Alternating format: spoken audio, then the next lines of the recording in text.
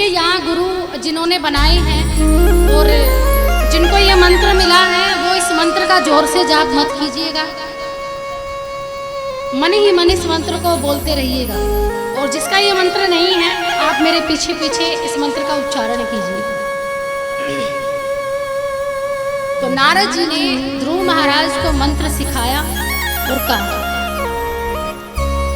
तो बोलो ओम नमो भगवते वासुदेवाय। जोर से बोलिए, भोजन नहीं करके आए। ओम नमो भगवते वासुदेवाय। ओम नमो भगवते वासुदेवाय। ओम नमो भगवते वासुदेवाय नमो। ओम नमो भगवते वासुदेवाय। ओम नमो भगवते वासुदेवाय। वासुदेवाय नमो वासुदेवाय। वासुदेवाय नमो वासुदेवाय।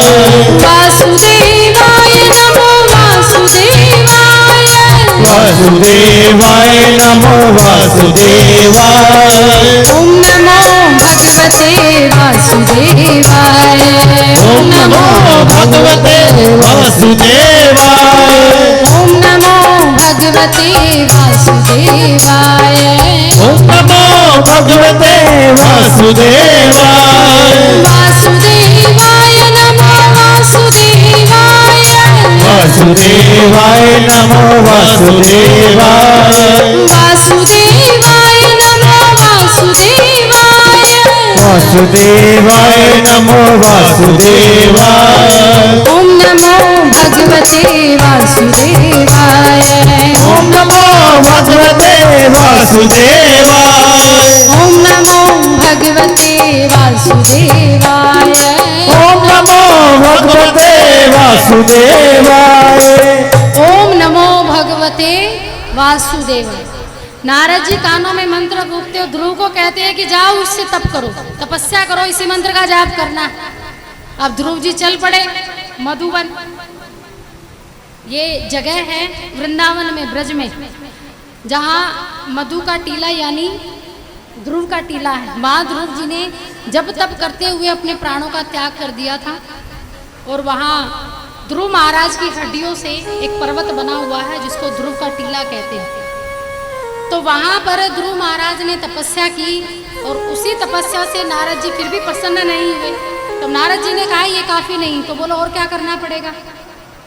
बोला तप के साथ साथ इस मंत्र के, गुरु मंत्र के जाप के साथ साथ तुम जो भोजन कर रहे हो उस भोजन को त्याग दो।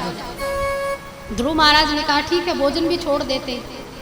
भोजन छोड़ दिया, 1 महीने तक जल पर आश्रित रहे। दूसरा महीना आया, नारद जी ने कहा जल भी छोड़ दो। ध्रुव महाराज ने कहा छोड़ दो। फिर तीसरा महीना आया, फिर ध्रुव महाराज निर्भर रहने लगे। जो शाक होते हैं ना जंगल में, जो नीचे गिर जाए, जो वृक्ष अपने आप से झाड़ दे कोई फल या फिर कोई वैसी वस्तु, किसी के द्वारा विदित ना हो, किसी के द्वारा हाथ लगाई हुई ना हो, प्रयोगनीय ना हो, जो प्रकृति से मिले उस वस्तु का पान किया ध्रुव महाराज ने। 3 महीने बीत गए। अब आखिर में चौथे महीने में नारद जी ने कहा अब तो श्वास लेना भी छोड़ दो। ध्रुव महाराज ने कहा छोड़ दिया, वायु भक्षण करना भी छोड़ दिया। और जब श्वास जैसे ही ध्रुव महाराज ने रोकी तो ध्रुव महाराज का जो शरीर था वो क्षीण होने लगा, दुर्बल होने लगा। और भगवान ये दृश्य देख रहे थे। भगवान ने नारद जी को कहा कि नारद अब बस करो, मेरा भक्त मर जाएगा। और भक्ति करते करते भक्त की मृत्यु हो जाए, ये भगवान होने नहीं थे। अब नारद जी ने कहा प्रभु पक्का चेला है, अब इसे अपना लो। तब उसी समय भगवान श्रीमन नारायण जैसी मूर्त तिने देखी वैसे रूप धरे नारायण। जैसी मूर्त ध्रुव महाराज ने देखी थी भगवान की, वैसे ही श्रीमन नारायण रूप लेकर ध्रुव महाराज के सामने प्रकट हो। बोलिए ध्रुव महाराज की जय हो। ध्रुव महाराज के सिर पर हाथ रखा और कहा, बताओ ध्रुव तुम्हें क्या चाहिए? राज्य चाहिए, पिता का सुख चाहिए, ये धन चाहिए, या राज्य ये साम्राज्य चाहिए? कहो तो राजा बना दूं। ध्रुव महाराज ने कहा, नहीं महाराज, मुझे ना राज्य चाहिए ना धन चाहिए, मुझे आप चाहिए। अब भगवान ने कहा कि ये तो संभव नहीं है। बोले संभव है, क्योंकि नारद जी ने कहा था कि एक बार जो अगर भगवान का नाम ले ले, और मैंने तो इतने सालों तक तपस्या की, 5 वर्ष के ध्रुव को भगवान मिल गए। और संत महात्मा कहते हैं कि ध्रुव तो 5 वर्ष में मिल गए, हमें इतने युगांतर बीत गए तब भी भगवान नहीं मिले। तो ये केवल 5 वर्ष की तपस्या नहीं थी, ये जन्म जन्मांतर की तपस्या थी कि आज 5 वर्ष की आयु में ये सत्संग का फल था कि जो लाभ प्राप्त दे गया आज। तो ध्रुव महाराज को भगवान के दर्शन हुए। ध्रुव महाराज को आज वही स्थान प्राप्त है जो आकाश में आज आप देखते हैं। क्या? ध्रुव तारा। ये वही ध्रुव महाराज जो उत्तर दिशा की ओर अपना स्थान रखे हुए हैं, और वो ऐसा स्थान है जहां से कोई भी उन्हें नहीं हटा सकता। तब भगवान ने कहा कि ध्रुव, तुम्हें विवाह करना होगा, मेरे कहे अनुसार विवाह करो। अब ध्रुव महाराज ने कहा, नहीं, मुझे संतों का सानिध्य चाहिए, संतों का आश्रय चाहिए कि मैं सदा सदा संतों का दर्शन करता रहूं, सदा सदा उनकी सेवा करता रहूं, मुझे ये आशीर्वाद दे दो। लेकिन भगवान ने कहा कि ध्रुव, तुम्हें मेरे कहे अनुसार विवाह करना होगा, क्योंकि तुम्हारे ही वंश में मेरा पृथु अवतार होगा। पृथु अवतार भगवान श्रीमन नारायण का ही अवतार था। तब ध्रुव महाराज जी ने विवाह किया था। इला और ब्रह्मी नाम की 2 पत्नियां थी, उत्कल और वत्सल 2 पुत्र हुए थे, और इन्हीं के वंश में पृथु महाराज भी हुए। ध्रुव ने मांगा ये, अगर ध्रुव के स्थान पर हम होते, भगवान प्रकट हो जाते, तो हम क्या मांगते? वही हमारे तो आगे पीछे जो कमी होगी सबसे पहले वही मुख पर आएगी। एक बार एक व्यक्ति थे, मरणासन की स्थिति में थे, मानो मरने ही वाले थे, अभी प्राण पखेरु उड़ने वाले थे।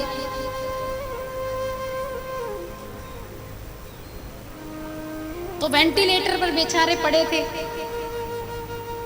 अब कुछ की अंत समय जब आता है, किसी को तो भगवान का नाम सोचता है, लेकिन आधे से अब 1% बंदे ऐसे हैं जो सोचते हैं कि अंत समय है, राम राम बोल ले।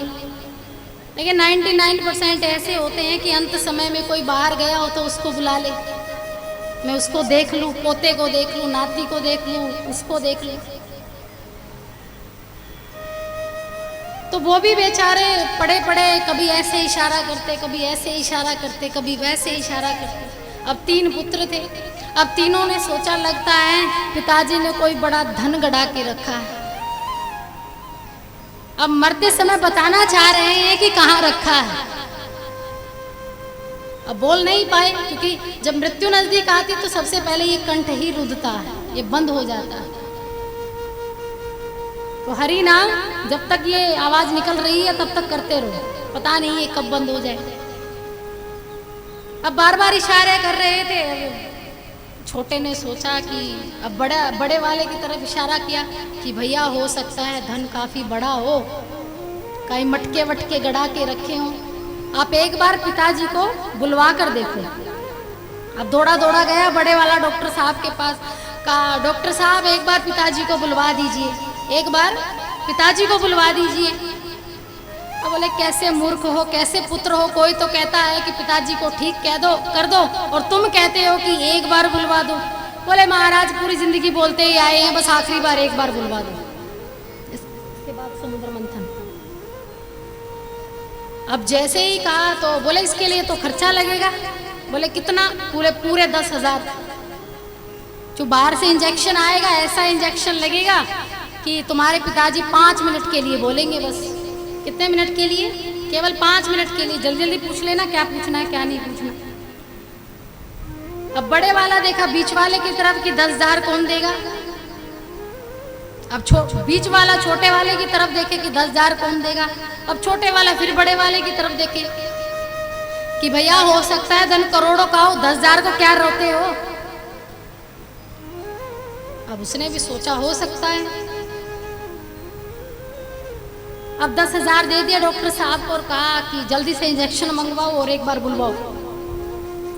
अब इंजेक्शन मंगवाया, डॉक्टर साहब ने जैसे ही इंजेक्शन लगाया वो कड़कती आवाज में बोल उठे 5 मिनट के लिए, और बोले भी क्या,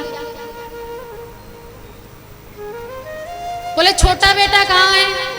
अब छोटा भी वहीं खड़ा था, बोले पिताजी मैं यही हूँ, जल्दी बोलिए। अच्छा मंझले वाला कहाँ है, बोले पिताजी मैं भी यही हूँ, जल्दी बोलिए। अच्छा बड़े वाला कहाँ है, बोले पिताजी मैं भी यही हूँ, जल्दी बोलिए, 10,000 जा चुके हैं।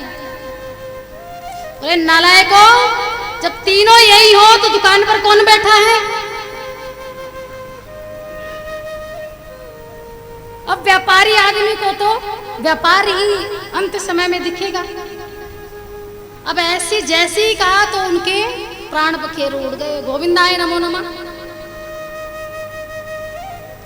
अब तो बड़े बेटे ने माथा पटक लिया, बस यही बताने के लिए ही इशारे कर रहे थे। आप तो गए गए 10,000 भी गए।